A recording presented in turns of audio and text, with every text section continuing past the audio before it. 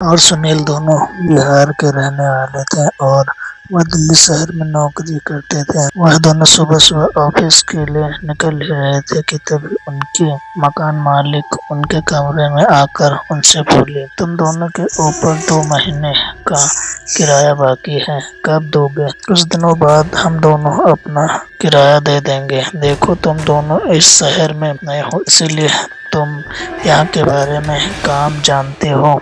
आप कहना क्या चाहती हैं? देखो तुम दोनों की लेट नाइट आने की आदत मुझे बिल्कुल पसंद नहीं है, इसीलिए ऑफिस से सीधा घर आया करो। आजकल का माहौल अच्छा नहीं है। सुनील और आर्यन घर से बाहर निकल गए। बाहर जाकर आर्यन सुनील से बोला, अरे यार, हमारी मकान मालिक ने आज ऑर्डर दे दिया कि जल्दी घर पर आ जाया करो और आज अपने दोस्त की बर्थडे पार्टी है। टेंशन क्यों ले रहे हो? आज रात जब लेट आएंगे ना तो मकान मालिक को बता देंगे कि हम अपने दोस्त की बर्थडे पार्टी में चले गए थे। इस बात का वह कोई बुरा थोड़ा ना माने जाएंगी। शाम को फ्री होकर वह दोनों अपने दोस्त की बर्थडे पार्टी में चले गए। लौटने में उन दोनों को काफी देर हो गई। वह दोनों नशे में थे। रात के 12 बज चुके थे। सड़कें सुनसान थी। तभी उन दोनों के करीब एक ऑटो रिक्शा आकर रुक गया। कहाँ जाना है साहब? चंदन नगर जाना है। चंदन नगर तो बहुत बड़ा है साहब, चंदन नगर में कहाँ जाना है आपको? अरे तुम्हें इससे क्या कि हमें कहाँ जाना है, हम तुम्हें रास्ता बता देंगे। हाँ, यह ठीक रहेगा साहब जी। तो फिर देर किस बात की है, जल्दी से ऑटो में बैठ जाइए। इस इलाके में सिर्फ मैं ही हूँ जो रात के समय ऑटो चलाता हूँ। वो दोनों ऑटो रिक्शा में बैठ गए और 20 मिनट के बाद ऑटो वाले ने उन दोनों से कहा, चंदन नगर आ गया। साहब बता दीजिए कि ऑटो कहाँ पर रोकना है, मगर दोनों में से किसी ने जवाब नहीं दिया। रिक्शे वाले ने देखा दोनों सो चुके थे। वह उन्हें जगाने लगा, साहब चंदन नगर पहुँच गए हैं, उठ जाइए। रिक्शे वाले की आवाज सुनकर उन दोनों ने अपनी आंखें खोली। वो दोनों ऑटो से उतर गए। तुम्हारा बहुत बहुत धन्यवाद ऑटो वाले भैया। इतना बोलकर सुनील ने जेब से कुछ रुपए निकाल कर रिक्शे वाले को दे दिया। रिक्शे वाला दोनों को उतार कर वापस चला गया। कहाँ उतार गया है रिक्शे वाला, कुछ समझ में नहीं आ रहा। अरे यार, रोड पर ही उतार गया होगा, चल सीधे चल।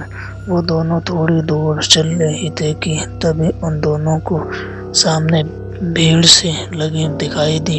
यह भीड़ कैसी है भाई? या तो कोई सिनेमा हॉल है, यहाँ पिक्चर लगी होगी। आप वहाँ चल, आज नाइट शो देखेंगे। नहीं यार, मेरा मूड नहीं है। एक काम करते हैं, पिक्चर कल देखेंगे, अभी अपने रूम में चलते हैं। सुनील घड़ी देखते हुए बोला, यार रात के 12 बज रहे हैं, पता नहीं मकान मालिक दरवाजा खोलेगी या नहीं। अच्छा तो यही होगा ना कि यही टाइम काट लें, सुबह 4 बजे चले जाएंगे।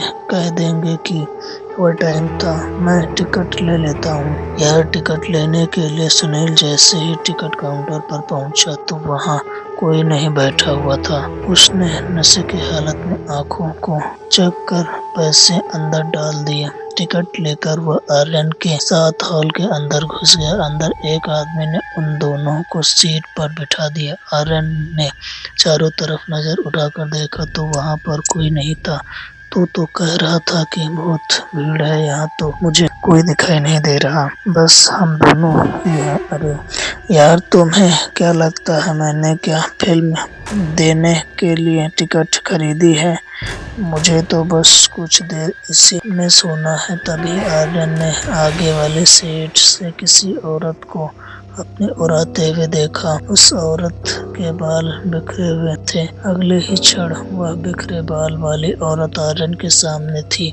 वेलकम टू सिनेमा हॉल, इस मौत के सिनेमा में तुम दोनों का स्वागत है। इतना बोलते ही उस औरत का चेहरा भयानक हो गया और वह हवा में उड़ने लगी। आर्यन अंदर तक कांप गया और सुनील को बोला, सुनील उठ, देखना यार यह कौन है। अचानक वह औरत गायब हो गई। सुनील चारों तरफ देखते हुए बोला, कोई भी तो नहीं है, क्या हुआ तुझे? यह जगह मुझे कुछ ठीक नहीं लग रही आर्यन। रात के 12 बज रहे हैं, तुम्हें वहम हुआ होगा और कुछ नहीं, अब मुझे सोने दो। तभी आर्यन ने चेक कर कहा, ये मेरे पैसे किसने पकड़ लिए? इसका अगला पार्ट बहुत जल्द आएगा।